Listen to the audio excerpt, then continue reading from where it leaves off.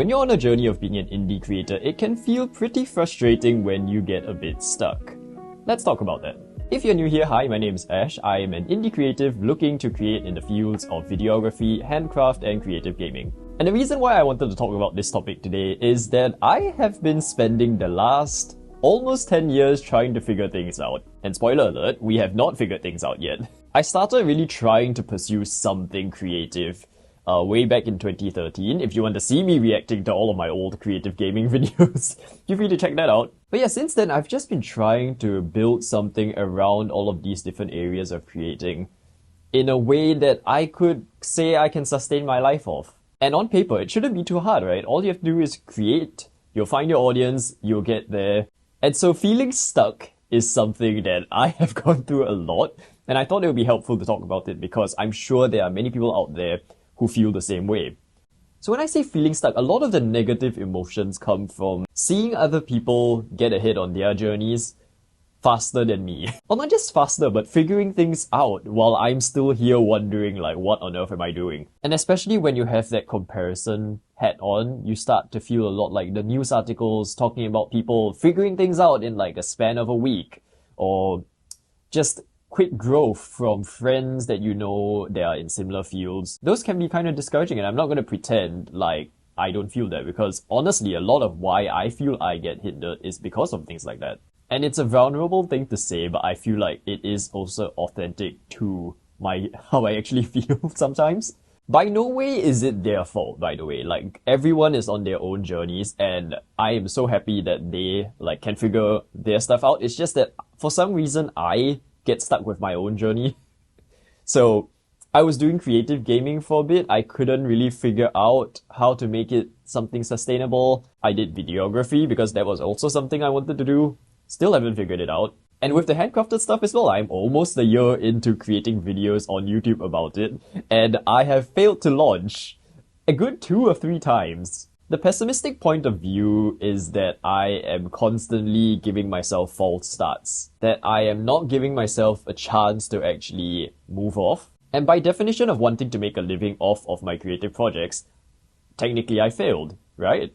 I'm gonna be honest, I feel these emotions so much whenever I'm in this state of feeling stuck. And it can be quite discouraging because it's not really the sort of thoughts that really kind of get you going, right? It's like, whoa, yay, you are in trouble. You've put in so much time into doing these things. Is it now time to say, we're done? And it almost makes you question yourself and like whether what you're doing is actually worth something. Is it something you're doing wrong? Are you a failure? And I think there's a lot to unpack here that is worth discussing and like just vocalizing, because I think a lot of it comes down to reframing. And for me, how I've not had much positive role modeling in the space of reframing things. At least for my lived experience, in school, things always felt very high stakes, and success was very much based on quantifiable metrics. It was always about grades, what class you are in, and where you were positioned relative to the rest of your class. I feel like in my experience, I was kind of left on my own with no real person there to pick me up when those quantifiable metrics kind of brought me down. Now, at least in Singapore's case, the ministry is supposedly trying to change all of this, but it doesn't really change the fact that people in my generation kind of went through that, and now we have to kind of work things out on our own. But I think it's really valuable to consider trying to bring a bit more reframing into my life, because how you approach something and how you feel about something really can affect what happens moving forward. And it's funny because I try and live my life in a way where I try and lift others up through everything I do. And yet, when it comes to myself, I guess the feeling of getting stuck and getting discouraged and stuff, it's sort of an internal shooting down of myself, which is a bit ironic. You know, I see myself trying to start my business like multiple times and then kind of seeing an inability to grow and get to where others are going as the failure.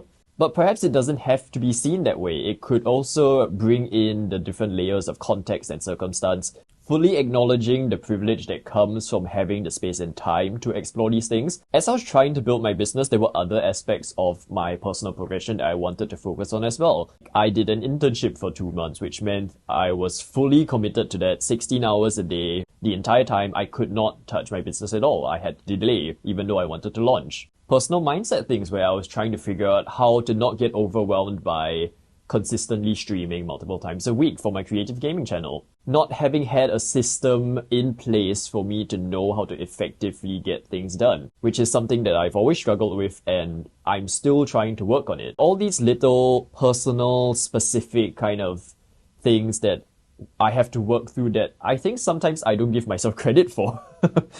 And reframing practice here, I see it as a failure if I specifically look at the one goal of I want to make a living off of my creative projects, right?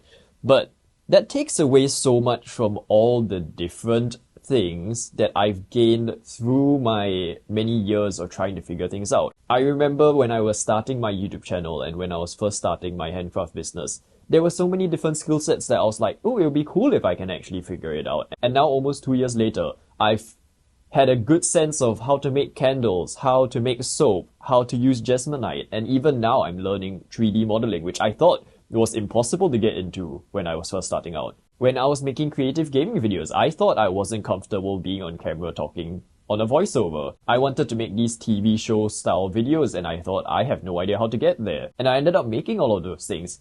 While not perfect in my eyes, if I reframe it and look at it that way, I've gained so many skills and intangibles along the way that even though I've not supposedly succeeded by making my creative projects sustain me, these have also added into the texture of my story and the abilities that I can use moving forward to get me there. There are a few interesting analogies that I think are relevant in situations like this, one of which is the ice cube analogy from Atomic Habits, where you heat up an ice cube and until it reaches its melting point, you can't see that it's melting, but all of that energy and heat are being stored and it is adding up to something. Likewise with the bamboo growth thing, where for many years it will grow roots underneath and you can't see a thing and then suddenly bam. Now, I don't really want to apply those analogies wholesale because I don't want to build up this expectation that I'm going to rapidly grow when I figure things out, but I like the idea of the kind of invisible growth and invisible progression, or at least invisible when you don't look at it in certain ways. If I'm focused so much on my goal of sustaining myself through the creative projects, then all these little kind of progressions and things become invisible, even though they're worth celebrating and things that I've always wanted to achieve and things that are making me a better creative. And reframing it to see it as a celebration of progress rather than an inability to succeed is so much more encouraging, don't you feel? And trying to look at things more as a input versus output thing, where input is something I can control, whereas output, the things that I'm seeing as the failure, like audience growth, stuff like that, those are things that are not in my control, relatively speaking. Whereas with the input, I can figure things out even though I may not be the most efficient, or I may have moments where I feel slightly overwhelmed. I can work around those to create a routine and a balance that works for me. And I should also add that it's not going to be a linear path of, oh, I figured this out, we are done now. It's a constant thing that needs tweaking, but again, it's something that I have control over relative to external forces. I do this thing every year, and this is the one thing that has stuck with me out of all the things I've tried, where I set a general direction for myself and I give myself this keyword or key phrase that will kind of hopefully guide me for the year. This year, I set it as calm, consistent progress. And I think I was motivated to use those specific words because, especially with the last few years of feeling a lot of that negative kind of failure feelings, I wanted to kind of reset and approach creating from a calmer point of view, from knowing that, hey, it might take time, you may not have control over how long it takes, you may not even end up doing this specific set of creative things when you figure things out. But at least you can do it from a place of not frantically kind of peddling And that way you're not kind of tarnishing the experience of getting there, because ultimately the journey matters as much as getting to a destination, right? Consistency as well, because I will acknowledge fully that consistency is not something that I'm good at. I'm working on it, and I celebrate the fact that I'm giving myself that chance to work on it. But yes, it's something that we need to work on. So calm, consistent progress. And that's why I was really thinking about this idea of like reframing so much recently. This is sort of the first video that I am focusing so much on what is supposedly a negative feeling, which I hesitated on, not because I didn't want to share it, but it just, we're culturally brought up in a way to not talk about our negative emotions, I feel.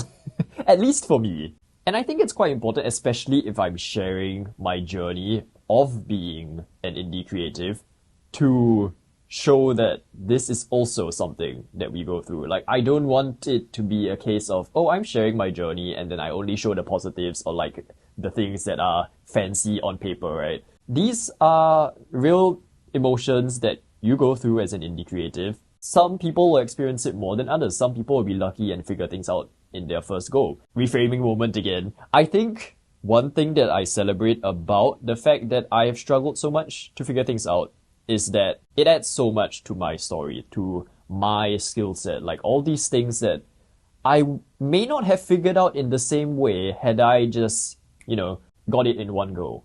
It might be annoying to go through now, but the grit I'm gaining from not having things be completely smooth sailing, and knowing that it is giving me a runway to better figure out what exactly it is I want to do. Moving forward, I may not actually end up building a creative life around these current things that I'm focusing on. But at least when I do figure out what are the niches that I end up in, I can take all of these learning teachable moments from my experience and apply it to that, and hopefully make it a more fulfilling, meaningful, and intentional life around it. Yeah, so I guess this was a little bit of a ramble. I hope I was generally coherent, and I hope if you are stuck in such a situation, you at least get maybe a little bit out of this. In fact, if you are stuck in this situation, let me know in the comments. And at least by sharing our stories and things, we can all feel collectively that we are not alone in feeling like this, and we shouldn't be embarrassed or shameful about the fact that we maybe don't have things figured out and we didn't figure out things right away. If you have stuck around all the way, first of all, thank you. Second of all, if you're interested in seeing my journey specifically, feel free to check out my vlog series from the studio. I'm also interested in doing other content and products, so if you are interested in following along, do sign up to my newsletter. Best of luck in your own creative journeys, and I will see you in another video.